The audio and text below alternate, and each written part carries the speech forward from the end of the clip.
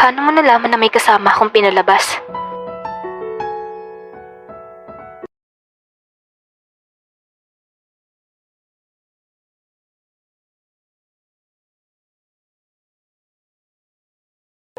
Ay wow, tapang mo naman po pala, sir.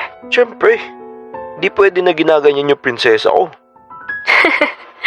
To talaga. Pero, ayun nga, may isa din na pinalabas sa classroom. Oh, tapos natulog ulit din kayo dun sa labas. Actually, hindi. Kinausap niya ako. Babae o lalaki? Lalaki siya, tas ang daldal nga niya eh. Bakit naman? Tinanong ko kasi siya kung bakit siya nakatulog nun sa classroom. Sabi niya naman, naglaro din daw siya ng Fortnite since may event kagabi. Minsan lang din kasi mga event sa mga ganun. O tapos, ano pa sabi niya? Ayun, sabi ko, ganun din ako. Nagpuyat ako tapos kalaro kita. Pero di siya naniniwala na may BF ako. Ha? Ba't hindi siya naniniwala na may BF ka? Ewan ko nga sa taong yun eh. Siguro inggit lang. Baka naman may gusto yun sa'yo. Ew, never in my life na magkakagusto ako dun. Lo, ba't naman? Siyempre, ikaw lang gusto ko. Ba't tayo mo sa kanya? Pangit ba siya? Oo, pangit yun. Kaya wag mo na isipin yun.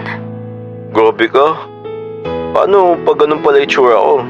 Eh di mo na ako love. Love, siyempre. Kahit ano itsura mo, ikaw lang naman nagparamdam sa akin ng totoong love eh. So kapag ganun itsura ko, love mo pa rin naman ako? Oo naman. Pero di naman ikaw yun, so alam kong pogi ka. Di mo sure. Di mo pa ako nakikita eh. Ikaw kasi eh. 1 year na tayo, ayaw mo pa mag-face reveal. Di pa rin kasi ako ready. Pero sooner or later, magpapakilala ako sa'yo. Promise. Kailan ba? Malapit na. Baka nga nakita mo na ako from somewhere eh. Lo, di pa naman ako pumupunta ng Caloocan eh. Dati kami umalis na family ko para pumunta dyan sa QC. Dyan kasi nakatira yung mga pinsan ko. Ay kailan ulit kayo pupunta dito? Para magkita na din tayo. Baka nga next week eh. Uy, baka naman. Balitaan mo ako pag pupunta na kayo dito. Siyempre naman, babalitaan kita.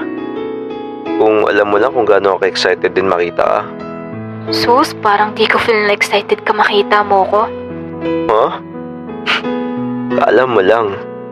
Bakit ba kasi ayaw mo?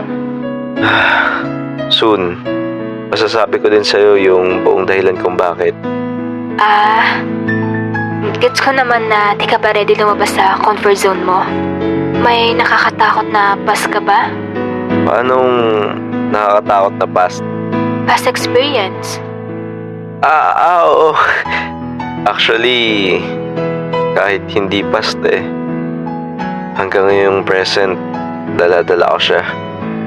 Bakit naman? Hanggang ngayon, nabubuli pa din ako eh. Sa school mo ba? May nambubuli sa'yo? Actually, oo eh. Ba't ayaw mo labanan? Ba't mas malaki ba sa'yo? Hindi naman. Hindi lang kasi ako marunong makipaglaban. Ay nako, kung kaklase lang kita, lagi kita pagtatanggol. Sus, duda rin ako dun. Baka nga makisali ka pa sa mga nambubuli sa akin eh. Bakit naman? Medyo weird kasi ako pagdating sa school. Wala din akong social humor. Lo, hindi Legit, kung kaklase kita, protektado ka sa akin. Wow, parang mafia boss lang ah. Siyempre, sa school nga namin ako yung boss dun eh. Halata nga. What do you mean, halata? Sabi mo di ba poprotektahan mo ako? Parang marami kang kapit sa school mo eh. Di naman, sakto lang. Pero, baka ano isipin mo mabait akong tao. Sige, sabi mo eh. Ang galing no?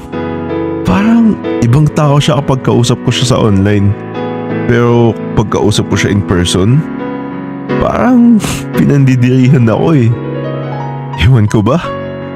Basta alam ko love ko pa rin naman siya. Period.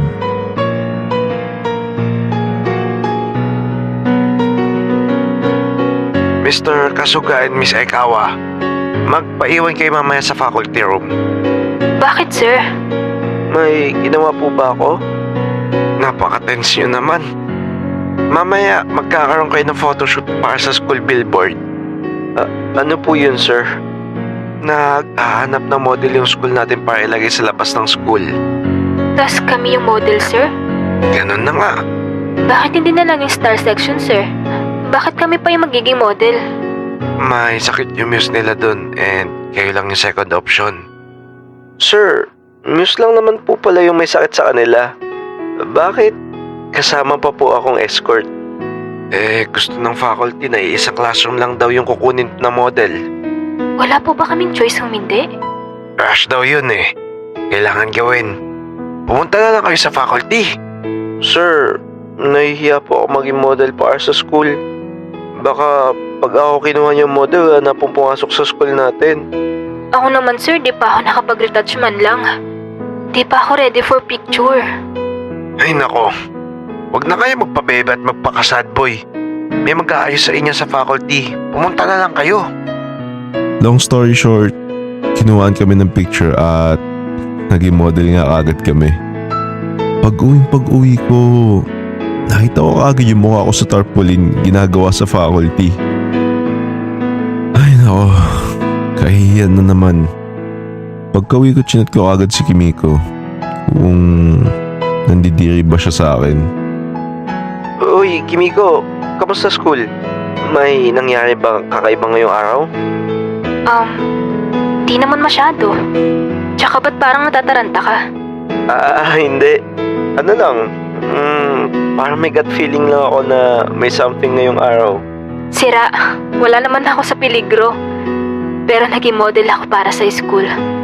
Tapos, may kasama kang lalaki? Oo. Since model kami sa school, dalawa kami yung nilagay para sa billboard. Pogi ba yung lalaki? May itsura man lang ba? Actually, wala nga eh. Ewan ko pa ba't naging escort namin yun. Ewan ko na lang kung may mag-e-enroll pa sa amin dahil sa kanya. Kaya di mo kailangan mag-alala. Mas pogi ka pa dun. Oo nga. Ha? Okay ka lang ba? Yep. Medyo nahihilo lang ako since pagod din ako kanina galing school. Bakit may nangyari ba sa school mo? Pinuli ka na naman ba? Hindi naman. Sige pala muna Kimiko. Magpapahinga lang muna ako. Medyo nahihilo na talaga ako ngayon eh. Sige. Pahinga muna. Chat na lang tayo bukas pag uwi galing school. Sige. I love you. Ay, Love you too. umiyak lang ako nung umiyak ng gabing yun. Hindi nga ako nabully sa school pero durog na durog yung pagkatao ko nung pag-uwi ko. Dito ko lang natanim sa utak ko na kahit anong mangyari hindi ko pwede sabihin kay Kimiko na ako yung binubully sa school.